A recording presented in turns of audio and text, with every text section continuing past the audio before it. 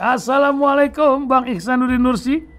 Waalaikumsalam warahmatullahi wabarakatuh. Ihsan Talibnya Pengarsil. Alhamdulillah sehat walafiat barokah. Insyaallah. Amin amin amin. Nah, Bang, ini banyak alkisah di pagi hari ini ya. Orang tanya ini Ibu Menteri ini tambah hutang lagi, enggak tanggung-tanggung nih 991 triliun.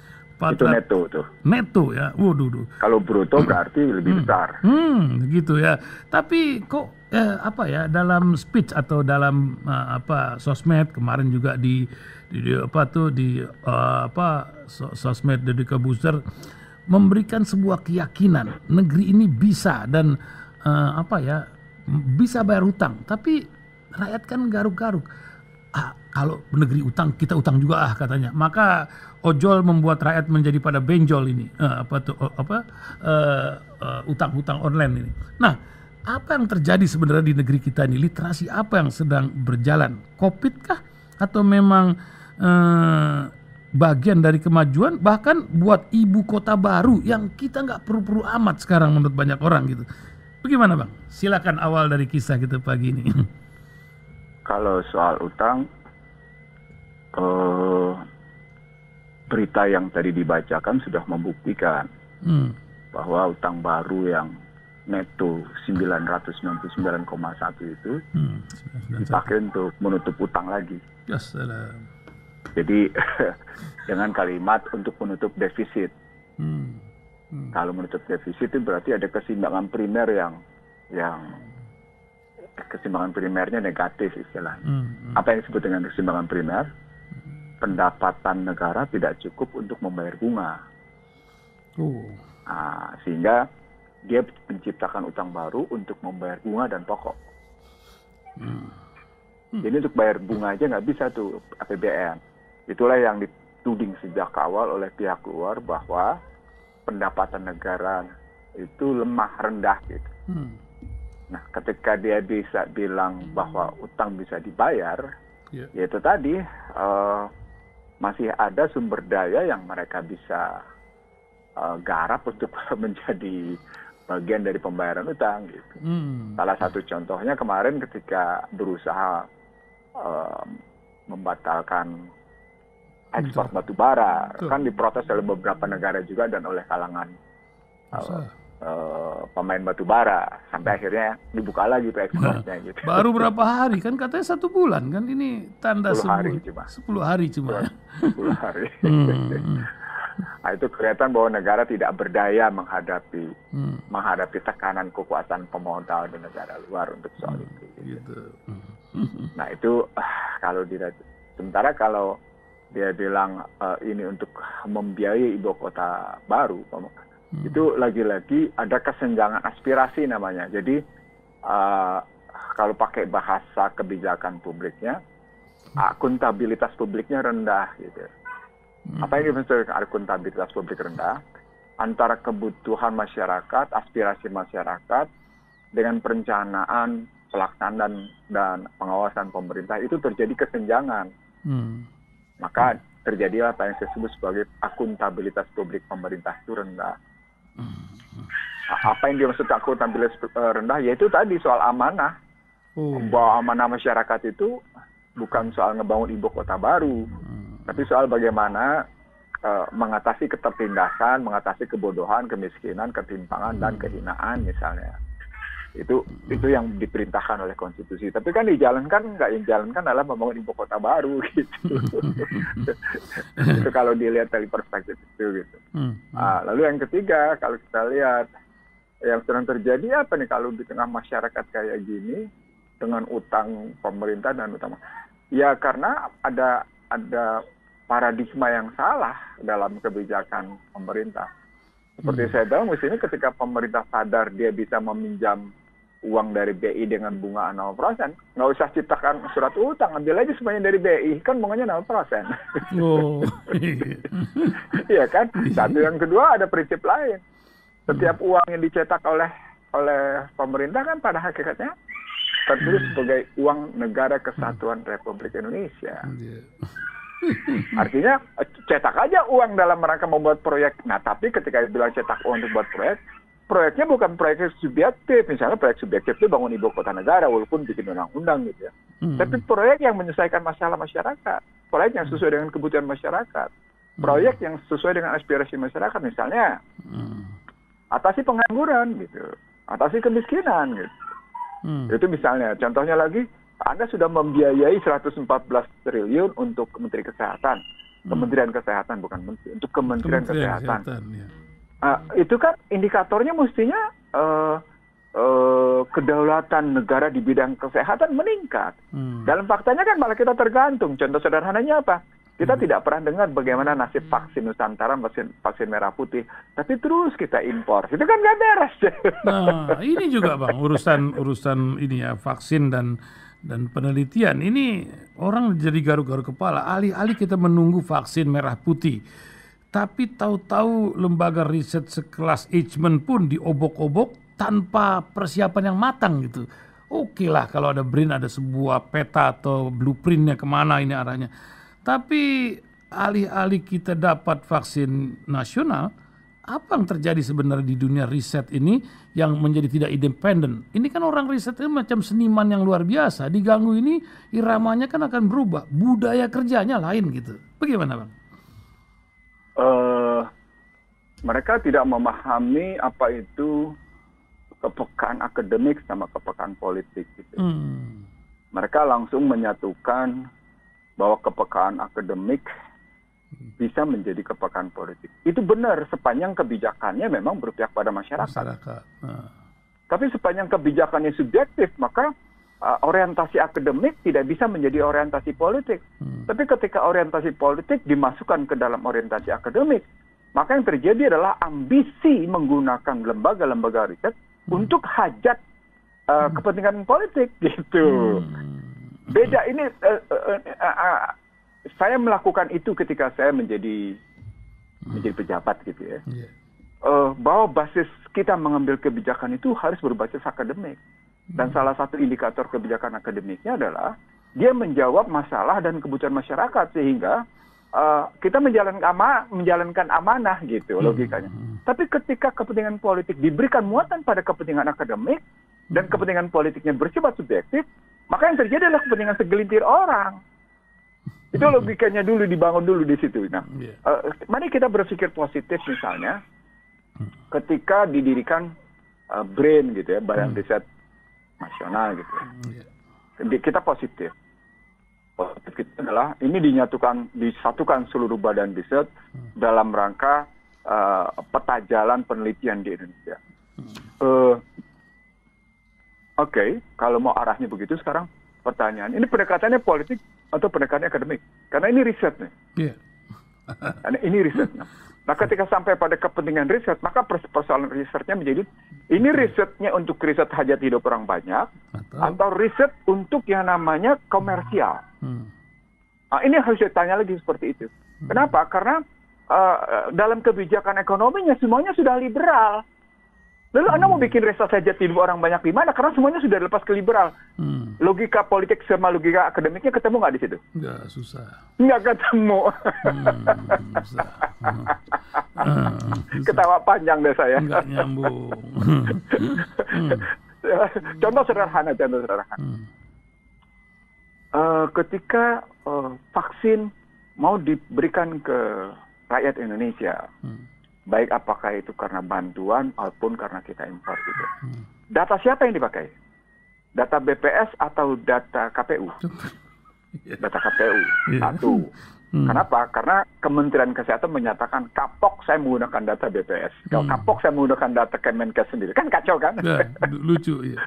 Lucu. Lalu KPK menyatakan ini desa fiktif, bansos fiktif berpotensi merugikan negara sampai 126 triliun.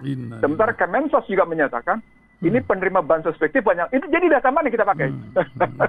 Bentar lagi meledak lagi nih karena 2023 akan mulai data persiapan 2024 itu juga. Artinya lagi-lagi hal ini kita pakai dalam perspektif penelitian gitu, penelitian. Maka penelitian tadi bukan dipakai dalam rangka kepentingan politik, tapi dalam rangka mengambil tingkat akurasi dan aktualitas yang ada di masyarakat. Itu yang mestinya diambil. Jadi kalau BRIN-nya sendiri sudah diberikan muatan politik, maka riset tadi riset politik bukan riset akademik. Saya pernah menyebut bahwa doktrin politik Amerika adalah dogma akademik mereka. Saya pernah menyebut itu gitu. Karena memang mereka ketika mereka memutuskan kebijakan politik mereka untuk tetap menjadi adidaya global superpower, mereka harus melihat peta masalah kayak apa, lalu mereka mengarahkan peta masalah itu untuk sesuai sama kebutuhan mereka. Itu memang dilakukan. Saya ulang, doktrin politiknya Amerika menjadi dogma akademiknya. Artinya, Amerika. Bang, nanti lanjut. Kalau ini yang diambil contoh, maka pertanyaan besarnya menjadi, apakah problematik di dalam negeri itu benar?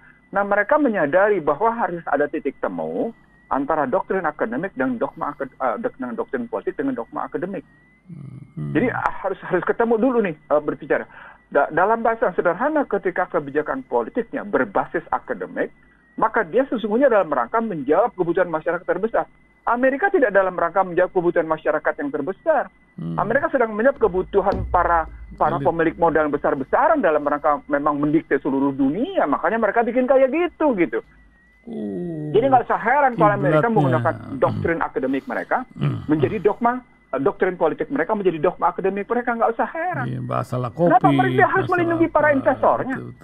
Harus melindungi segelintir orang kaya di Amerika yang Stiglitz bilang stadium 4 itu ketimpangannya, rasialismenya juga sudah stadium 4 sampai stadium 4.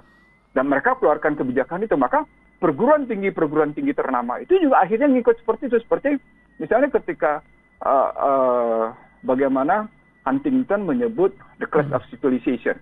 Itu kan karena mereka memang bermaksud menempatkan dirinya sebagai adidaya dan didukung oleh kekuatan akademiknya dalam ini Harvard dan berbagai universitasnya, lalu didukung oleh kebijakan politiknya. Nah itu kelihatan ada bisa dilihat dengan sederhana kok. Itu kalau di Amerika, bagaimana doktrin politik menjadi dogma akademik, itu bisa dilihat dengan sederhana. Kita pindah ke Indonesia. Apakah Indonesia mau bikin seperti itu misalnya? Bahwa doktrin politiknya sama dengan dogma akademiknya. Saya tanya balik, provinsi mana yang kerjasama dengan universitas di tempatnya? Ada nggak? Ada satu, susah nyarinya. Mungkin nanti ada kampus atau yang bikin penelitian kerjasama sama BRIN itu penelitian tentang presidential threshold sehingga menjadi keputusan. Nah, itu kan yang sederhana saja lah gitu ya. Nah ini kan karena kepentingan juga ini masalah yang satu ini. Lanjutan. Jadi contoh sederhana. IPB dipakai untuk meriset tentang pelanggaran-pelanggaran kebakaran hutan, pelanggaran-pelanggaran tentang lingkungan hidup. Pemerintah pakai nggak?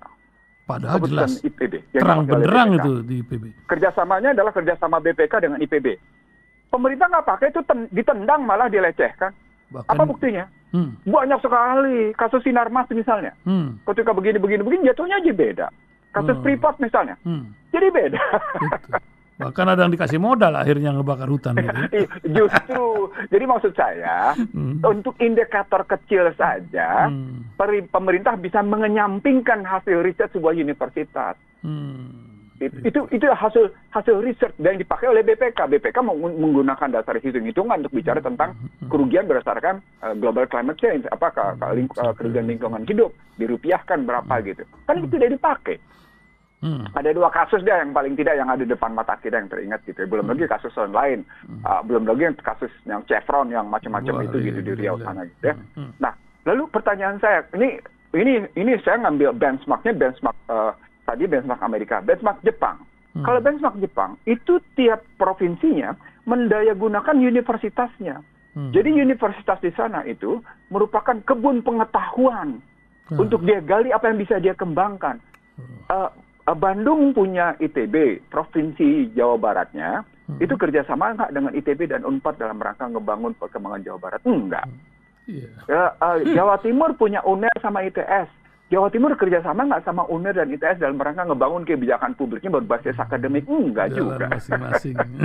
Saya pergi ke Riau, karena saya beberapa kali bicara di Universitas Riau misalnya, beberapa tahun lalu. Iya, Universitas Riau dipakai oleh Provinsi Riau, tapi pribadi-pribadinya bukan institusinya. Buat menyelesaikan anggaran ya betul. Di Jawa Tengah ada Undip, ada UGM misalnya. Dipakai nggak sama Provinsi Jawa Tengah? Apalagi UGM sama yang namanya Kesultanan Jogja. Dipakai nggak untuk itu? Kan nggak ada. Jadi ada kesenjangan akademik dengan kesenjangan politik.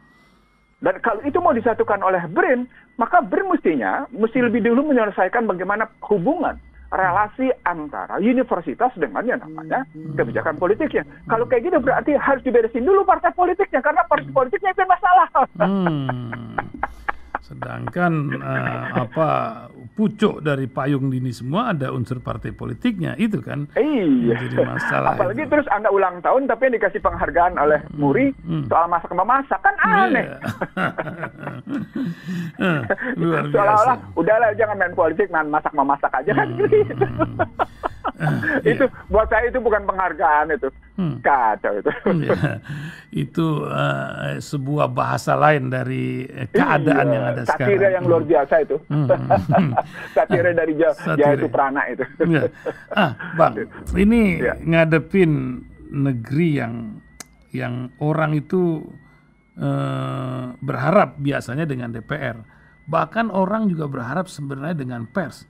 Saya baru paham itu bahwa di Dewan Pers itu bilang pers sendiri sekarang tuh dipercaya oleh pembacanya tuh hanya 40%. Entah nih pembicaraan kita dipercaya seberapa persen ini. Sebuah penelitian yang ada tuh Dr. Mustopo kalau nggak salah.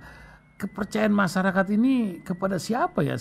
Kalau saya sih kepercayaan kepada Allah Subhanahu wa taala, walaupun ada yang bilang Allahmu itu lemah, ini jadi sebuah masalah hari-hari ini.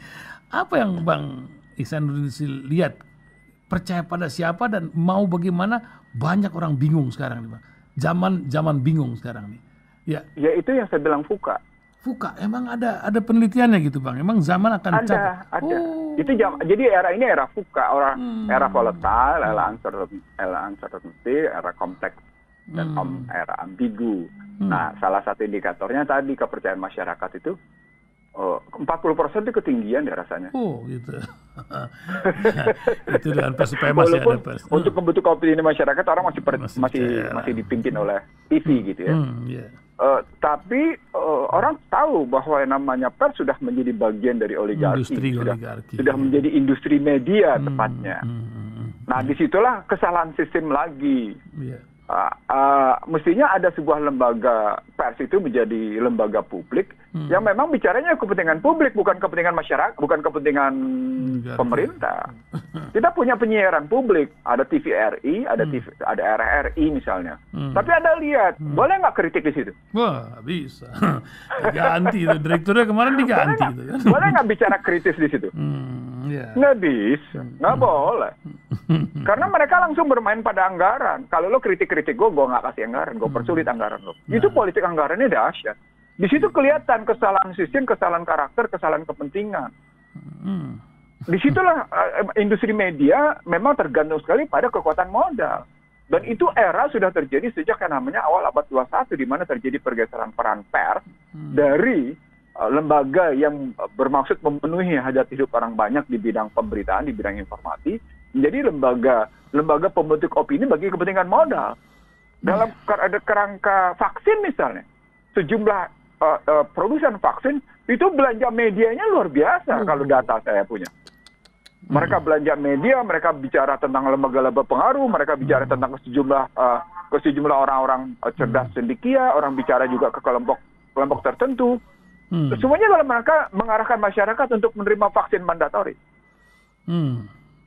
Untuk menerima pemaksaan vaksin itu gitu loh. Nah, itu terjadi di era sekarang.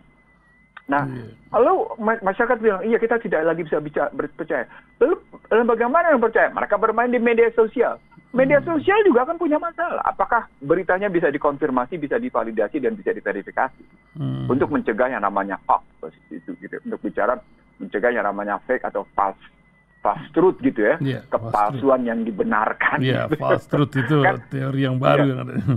Ya kan saya pernah bilang, sesungguhnya kalau kita memang bicara dalam basis accountability yang tinggi, gitu, public accountability yang tinggi, atau kita bicara kekuasaan dengan amanah yang tinggi, maka yang benar adalah bagaimana kita menjangkau kepercayaan, trust seeking the truth seeking the trust gitu ya. Bagaimana kepercayaan itu menjangkau kebenaran, bagaimana kebenaran menghasilkan kepercayaan. Kan begitu dia imbuhannya. Apa artinya? Artinya ketika masyarakat dalam posisi 40% percaya pada media dan kemudian yang terjadi bukan trust seeking the truth seeking the trust, luluh lantaknya sistem pertahanan sosial tuh. Nah, ketika luluh lantak sistem pertahanan sosial ketemu dengan luluh lantaknya sistem ketahanan kesehatan, maka sesungguhnya masyarakat itu rentan.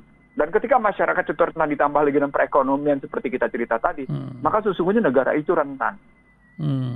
Nah, tingginya tingkat kerentanan negara itu gitu ya, itu dekat dengan kegagalan pemerintahan. Oh, itu saya ngomongnya udah lama tuh yang begitu.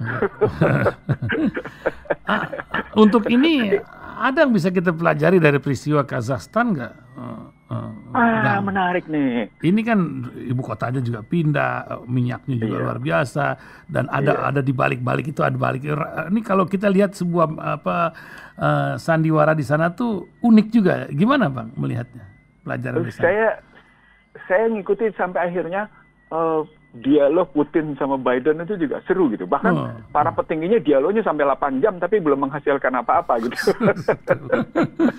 Dan menariknya justru yang sibuk itu Rusia sama Amerika. Oh, itu dia. Ini ada perjanjian baru. Jadi kayak macam bagi-bagi kue atau gimana gitu. Seperti di Syria sekarang kan boleh Amerika kosong, tapi pangkalan-pangkalan minyaknya semua isinya Amerika kan. Dan menariknya lagi, selain soal bicara pangkalan minyak, mereka juga bicara nuklir jarak menengah. Nah, ini dia. Nyambung lagi ke Ukraina. Ini gila ini. Dipergelarkan betul bahwa soal invasi, intervensi, dan campur tangan gitu ya, intervensi. Itu dibuktikan terbuka di Ukraina, di Kazakhstan gitu. Di Ukraina juga sama seperti itu gitu. Ini kan dahsyat ini. Yeah. Jadi artinya, kalau kita lihat situasinya begitu gitu ya, ini kok orang begitu ya, mereka masing-masing menunjukkan Ukraina begitu, Kazakhstan begitu. Ini apa sebenarnya yang sedang menunjukkan? Kalau kita tanyanya begitu, maka sesungguhnya bohong itu cerita tentang kemerdekaan itu tidak ada campur tangan pihak asing, itu bohong. Oh, itu. Kedaulatan, bahwa hak asasi, jangan saya bilang hak asasi manusia deh, hak asasi negara. Kan gitu kan kalau Putin tinggalin? Ya dong, kalau kita bisa bicara hak asasi manusia, mestinya kita naik juga dong ke hak asasi negara. Salah satu bentuk hak asasi negara itu apa? Pelaksanaan kedaulatan tidak diganggu oleh pihak asing. Kan dalam faktanya enggak. Iya, kita perlu batu bara aja baru di stop 10 hari, Jepang udah ngamuk sama Korea lagi. Negeri sahabat lagi. Iya. Mau dikirim gitu ya artinya, betapa banyak sesuatu yang bersifat false truth, kebenaran palsu. Ketika kebenaran palsu itu tergelar, kita lihat tergelar habis gitu di dunia di panggung global gitu ya. Lalu tergelar juga di panggung regional, di panggung internasional, sampai pada level sosial dan komunitas. Maka di situ bukti bahwa sesungguhnya kemajuan teknologi itu tidak menjamin bahwa kebenaran hakiki itu dijunjung tinggi. Itu logikanya. Disitulah kemudian tentang pentingnya silaturahim tatap muka untuk menjamin bahwa tidak terjadi false truth atau fake atau hoax. Kenapa? Karena frekuensi mata itu, gitu ya, frekuensi mata yang muncul dalam tatap muka itu sekaligus menceritakan tentang bahasa tubuh. Antara frekuensi mata yang muncul dari frekuensi suara, frekuensi mata, frekuensi udara, dan kemudian bahasa tubuh, itu orang bisa baca tentang kebenaran yang disampaikan oleh seseorang. Wow. Itulah silaturahim. Tapi pendapat Bang Ihsan ini ditentang ini sama metaverse ini yang ke depan akan berubah. Oh iya, pasti. Tangan itu. Metaverse sesungguhnya dalam rangka, kan Anda tahu nggak isu besar di balik metaverse itu apa? Apa Bang? Sexual harassment. Oh. Begitu. Isu besar. Jadi orang nanti akan dengan mudah menggunjingkan perempuan gitu ya. Saya ingin belanja perempuan. Sorry to say, saya ngomongnya sorry to say nih. Kenyataan dunia.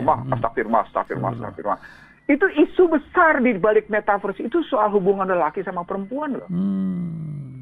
Jadi bukan soal bagaimana seseorang pergi ke sebuah super swalayan gitu ya, seperti saya nggak usah sebut deh, pokoknya seperti satu grocery besar gitu ya, belanja ke sana, dia nggak usah pergi kemana-mana, dia cuma aplikasikan Metaverse gitu ya, lalu di si swalayan juga sudah ada di aplikasi Metaverse, lalu dengan pakai kacamata, dengan menggunakan sarung tangan, dia belanja, dia pilih barang X yang jenisnya ini, X-nya saja bisa punya ragam. Oh, saya tidak mau ngambil yang ini, yang si barang X ini, tapi saya mau ngambil barang X yang ini, gitu, misalnya. Ya. Lalu dia pilih lagi barang Y dengan pilihan dia, dengan barcode segala macam sudah selesai, lalu kemudian dibaca dengan sistem kamera bahwa ini jumlahnya sekian, dia cuma tinggal menghubungkan dengan cryptocurrency-nya, sesuai dengan uang yang dia punya di bank, dia bilang, oke, saya bayar, maka barang 1 jam kemudian datang ke rumahnya. Sampai dia pergi ke swalayan, sampai dia pergi ke supermarket yang modern gitu ya. Itu gambaran Metaverse. Atau saya mau pergi ke Raja Ampat, maka saya pakai kacamata, saya gunakan yang namanya sarung tangan, saya bilang saya mau pergi ke Raja Ampat, maka dia keluarkan biaya semuanya. Dia bayar posisi itu, bagaimana pergi ke sana ke Raja Ampat, maka dia bisa menyaksikan Raja Ampat secara Metaverse gitu. Itu ke tournya, wisatanya. Itu bisa terjadi. Atau saya mau pergi misalnya ke Mekah gitu. Saya mau tawaf gitu. Cukup dengan menggunakan kacamata dengan sapu tangan, dengan sarung tangan, maka dia ikut tawaf. Lalu dia ikut sa'i. Sudah selesai. Ada lagi ulama apa itu terjawab? Ya. Lah. Untuk yang saya bilang hybrid antara dunia nyata sama dunia virtual. Untuk dagangan bisa, tapi untuk yang namanya peribadatan nggak bisa. Kan nggak bisa kan? Itu yang saya sebut bahwa namanya teknologi tidak bisa menjawab relasi kolbu, relasi pikiran, relasi tindakan satu kesatuan itu nggak bisa terjawab secara utuh. Karena memang Metaverse tidak pernah bisa menjawab soal keimanan. Metaverse tidak bisa memenuhi rasa cinta sejati. Metaverse tidak bisa memenuhi sesuatu yang bersifat humanis gitu. Nggak ada di situ. Nah, di situ kita mesti tahu bahwa saya bilang nih, kalau Metaverse ini akan terjadi sekitar 3 tahun, paling lama 4 tahun deh, 4-5 tahun lagi. Tapi paling cepat nih akan terjadi nih, karena semua 7 perusahaan itu sudah menyiapkan diri. Anda bisa lihat yang namanya Facebook, Anda bisa lihat yang namanya Google, Anda bisa lihat yang namanya Apple, Anda bisa lihat yang namanya Microsoft, Anda bisa lihat yang namanya Binzen, Anda bisa lihat yang namanya Tencent, semuanya sudah arahnya ke sana, ke Metaverse. Cuma 7 perusahaan. Dan bank sentralnya bukan BI, bank sentralnya lain. Bukan. Itu yang jadi karena masalah, mereka kan? sudah menggunakan payment system sendiri. Itu yang saya bilang dengan Metaverse, yang terjadi adalah central banking shadow yang menekan the real central banking. Apa artinya? Kan diambil alih kekuasaan negara berarti kan? Negara, mereka lah yang berkuasa semuanya nanti. Ya, dan itu berarti soal mata uang kan? Nah, jadi bukan hanya soal payment systemnya, bukan hanya sistem pembayarannya, tapi juga soal mata uangnya. Nah, itu tantangan kita ke depan nih, yang saya belum lihat bagaimana pemegang otoritas gitu ya, itu menjawab ke Metaverse ke depan. Dan Metaverse hanya bisa berjalan kalau di orang tadi ada pengidentifikasian. Iksanuddin Nursi hanya bisa ikut Metaverse kalau dalam tubuhnya ada pengidentifikasian bahwa dia memang Iksanuddin Nursi. Bukan hanya karena Anda pegang HP.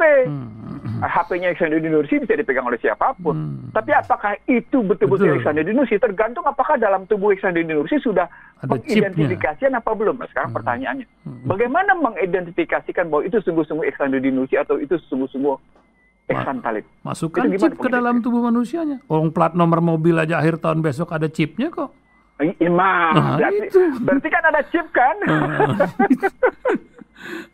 Nah, itulah yang saya sebut 5G. 5G. Karena hanya bisa berjalan dengan 5G kalau masih di bawah frekuensinya, merelasikan pengidentifikasian bahwa itu Ihsan Talib berhubungan dengan gadget yang berhubungan dengan BTS berhubungan dengan yang namanya satelit. Itu kan perlu kecepatan. Kalau Anda masih pakai 4G atau Anda pakai di bawah 5G, lamban sekali. Orang malas nih, lama banget sih kan gitu kan. Kita buka HP aja lama-lama malas, atau buka laptop lama-lama aja malas. Ngapain sih lamanya prosesnya gitu. Jadi iOS-nya gitu ya, itu akan mendorong untuk lebih cepat. Nah, itu hanya bisa dengan 5G. Apakah itu bahasanya Android atau itu bahasanya macam-macam ya, Microsoft itu macam-macam kelihatan. Tapi untuk bisa melakukan itu harus tetap ada pengidentifikasian pada yang bersangkutan. Nah sekarang pertanyaan, memang Anda mau diidentifikasi di begitu? Ya, itu. Nggak semua orang mau. Buktinya di Eropa ini. Kalau Anda mau, maka sesungguhnya chip masuk ke dalam itu, maka benarlah apa yang disampaikan oleh Tech Mars. Universal Human Control System. Dalam bahasa saya, Global Human Control System, the MACBIS 666. Apa poinnya? Poinnya adalah, tapi di balik semua ini akan ada satu pemerintahan yang terbatas sekali pengelolaannya secara global, benar pemerintahan di satu tempat itu pada hakikatnya cuma perpanjangan tangan dari pemerintahan yang sangat tinggi itu, yang di atas itu gitu. Jadi strukturnya ada pemerintahan global, ada pemerintah regional seperti sekarang. Tapi ini pakai IT. Kalau sekarang kan mereka pakai basis PBB, mereka pakai basis Bank Dunia, mereka pakai basis IMF, mereka pakai basis WTO, mereka pakai basis Bank for International Settlement gitu ya. Caranya begitu mereka. Ini sekarang mereka pindah ke IT. Di IT itu penguasanya cuma 7. Itu situasinya yang terjadi lewat metaverse itu gitu. Sekarang kita siap nggak ngadepinnya? Kalau bagaimana kesiapan kita menghadapi itu gitu, menghadapi situasi kayak gitu gitu. Nah, model begini mestinya kita hadapi dengan bagaimana Al-Quran menjawabnya. Tadi saya sepotong menjawab. Itu baru saya mau tanya. Metafor tidak akan mampu menjawab soal peribadatan. Bahwa metafor tidak akan mampu soal bagaimana sesungguhnya frekuensi mata, frekuensi suara, frekuensi udara, dan frekuensi hati itu ketemu. Nah, itu yang disebut dengan jangan putus silaturahim. Sedalam itu gitu sesungguhnya yang sedang terjadi. Jadi poin dari pembentukan model metaverse ini kan ujungnya adalah, saya menyebutnya sebagai khilafah materialism. Khilafah materialism. Jadi ada khilafah keilahiyahan, sebagaimana Allah memerintahkan itu pada Adam sampai dengan Muhammad Rasulullah dan kepada umat Islam sedunia. Tapi kemudian model khilafahnya itu dipindah oleh mereka dengan istilah globalisasi berbasis teknologi sebagai khilafah materialisme. Itu perangnya. Itu makanya saya tidak pernah berhenti bicara, jangan salah loh, ini perang materialisme melawan keilahiyahan loh. Pemahamannya harus sampai di situ gitu maksud saya. Luar biasa, karena ini udah bukan orang sembarangan yang keceblos ya. Jenderal ada ahli pemikir, ada politisi yang kita anggap itu ya sekolahannya makan bangku sekolah udah cukup lah. Tapi terjebak pula kan masalah-masalah materialisme kayak begini gitu. Hampir seluruh masyarakat dunia dengan model riba, dengan model pendekatan materialisme kayak gini, itu terjebak habis. Saya kira dari sebagian besar penduduk dunia itu hanyut dalam materialisme. Walaupun kalau saya lihat ya, Israel, Swedia, Perancis, Belanda, saya hitung ada sekitar 15 negara maju gitu ya, negara-negara yang dalam kategori kelas atas gitu ya, kecuali Singapura ya. Itu sudah melakukan protes terhadap vaksin mandatori dan lockdown. Terbuka, dan itu yang turun masyarakatnya bukan ratusan orang, 1000 orang. Bahkan kalau di Israel pakai sebutan, ini kami tidak mau jadi budak modern katanya. Itu tegas itu spanduk mereka itu ketika mereka protes itu di Israel loh. Luar biasa. Jadi ada pemahaman yang mendalam dari mereka bahwa ternyata yang namanya vaksin mandatori itu arahnya tadi. Mengendalikan kehidupan mereka. Jadi pertanyaan mereka, lalu apa yang disebut dengan humanisme sebagai kebebasan sebagai bagian dari humanisme? Nah, mereka bertanya soal kebebasan. Kalau kita kan bukan bertanya soal kebebasan. Bahwa tubuh kita adalah kita sendiri yang bisa memanagenya, bukan orang lain. Kenapa kemudian kita serahkan pada orang lain? Itu sampai perdebatan kayak gitu. Muncul itu gitu. Luar biasa. Bang, udah 40 menit kita bincang ini. Saatnya kita akhiri. Karena memang tak akan pernah berakhir. Banyak orang menunggu. Apalagi hari ini yang disampaikan oleh Bang Ihsanuddin sehingga ngantuk kita hilang pagi-pagi katanya. Penutup kisah pagi ini. Apa yang Bang Ihsanuddin Nursi lihat? Silaturahim itu tetap perlu. Frekuensi ini jangan diputus apalagi ya. Itu yang pentingnya. Apa Bang penutup kita pagi ini Bang? Silakan Bang. Saya acap kali memahami masalah itu dengan teropong Al-Quran gitu. Dengan teropong hadis. Kalau kita menggunakan teropongnya Al-Quran, menggunakan teropongnya hadis, maka kita melihat peta masalah itu jernih gitu. Jernih sekali. Allah itu saya terkadang netesin air mata karena saya mendapatkan kejernihan dalam melihat masalah. Gitu. Nah, tapi syaratnya satu, bebaskan kepentingan pribadi.